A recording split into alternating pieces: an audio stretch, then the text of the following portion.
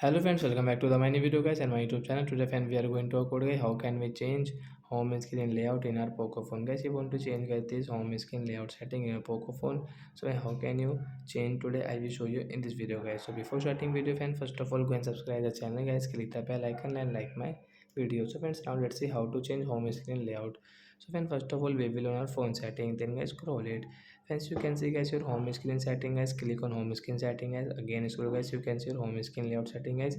You can change from here guys, we'll change into a 4 multiply 7. Then guys you can see your home screen layout will change in your Poco phone guys. You can see guys your 4 and guys you can see your home screen layout setting. So like that guys, you can change your home screen layout in your Poco phone. So that's it guys, thanks for watching the video guys. We will meet to next video guys with new topic. Before going guys, please comment, like the video, subscribe the channel. Bye bye friends, thanks for watching the video guys.